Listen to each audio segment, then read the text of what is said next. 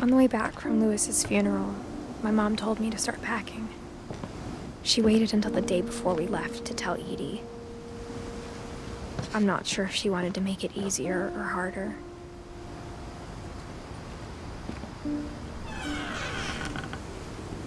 I wish we'd stayed.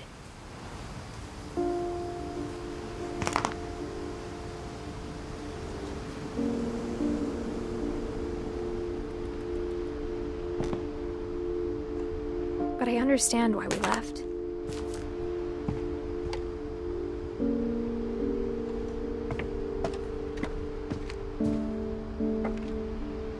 My mom ended up leaving everything behind.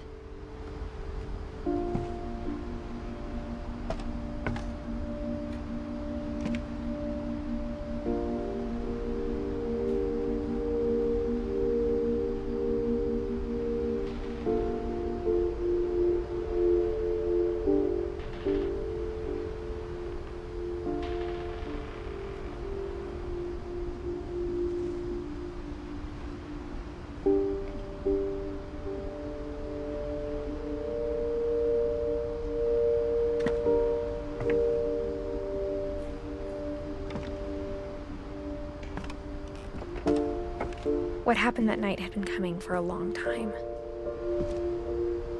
Maybe it should have come sooner.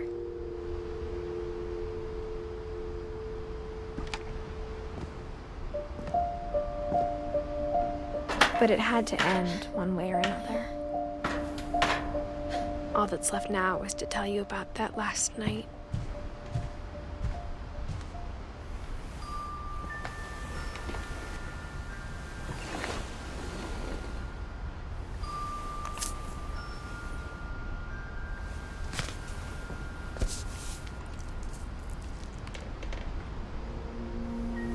That whole last day, Edie just watched us pack and didn't say a word.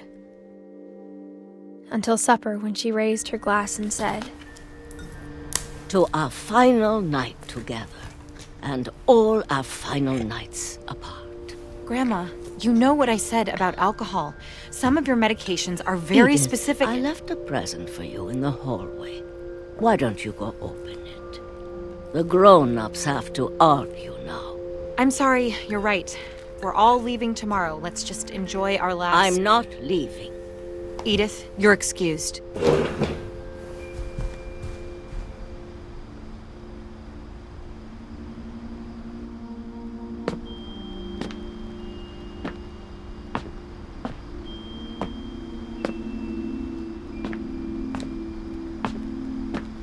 The power had been shut off that morning, but Edie always had plenty of candles. When my mom sealed the library, I don't think she knew about the other entrance.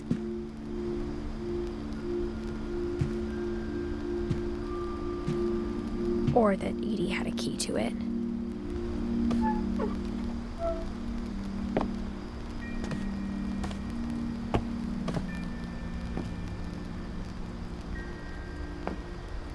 That thing you're afraid of isn't going to end when you leave the house. Edith has a right to know these stories. My children are dead because of your stories. I think it's best if Edith and I leave tonight. We'll have the nursing home send a van for you in the morning, okay?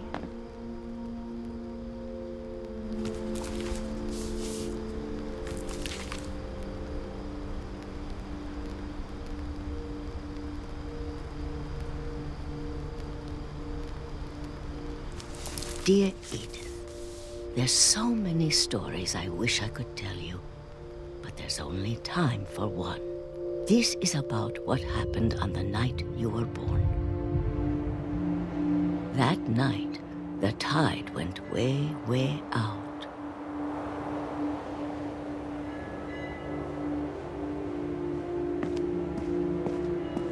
It was the first and last time I ever saw the old house aground. There'd been an earthquake out in the middle of the ocean. They called it the lowest tide in 1,000 years. God, it smelled awful. You know, I've seen that house every day of my life.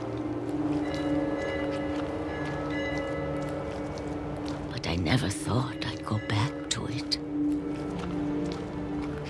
When the fog rolled in, I lost my way.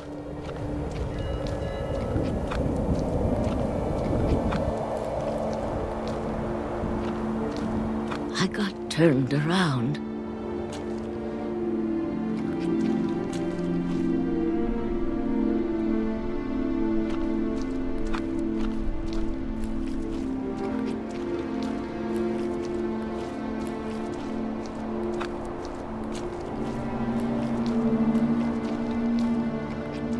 For a while, I wondered. I started seeing things.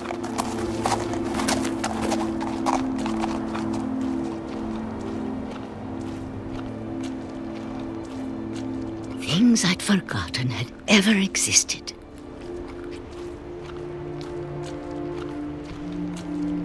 But when I saw them, they felt like old friends. That night, a lot of things came back to me. Or maybe I came back to them.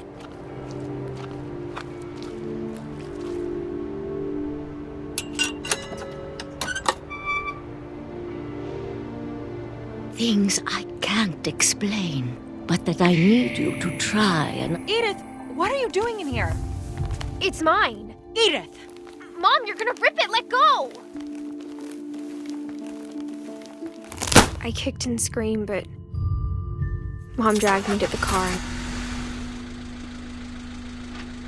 I never saw Great-Grandma Edie again. The next morning, the van came to pick her up, but she was already gone. After that, we moved around a lot.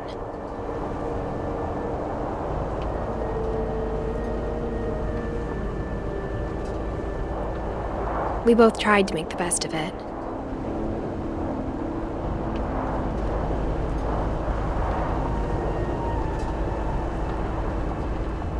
A few years went by.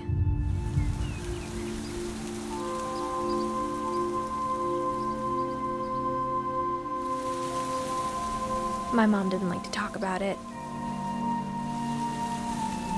but she started getting sick a lot. The rest happened pretty quickly. She got better for a while.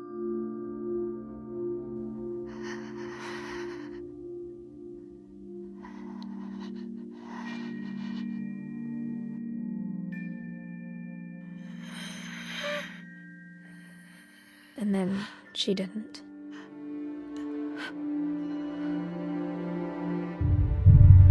And then I was alone.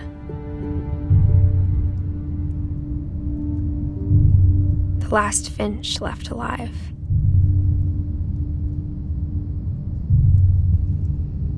Until I found out about you. I'm still not sure what to tell you about all this.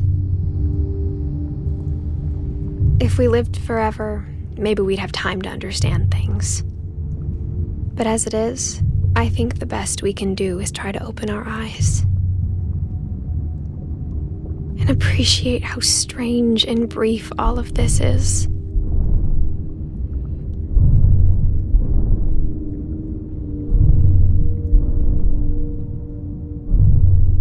This journal was supposed to be for you.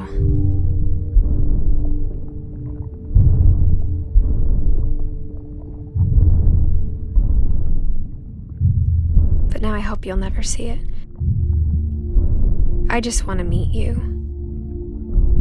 and tell you all these stories myself. But I guess if you're reading this now, things didn't work out that way.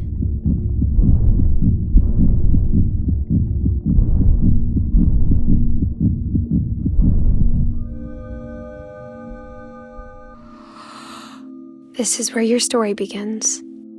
I'm sorry I won't be there to see it. It's a lot to ask, but I don't want you to be sad that I'm gone. I want you to be amazed that any of us ever had a chance to be here at all. Good luck.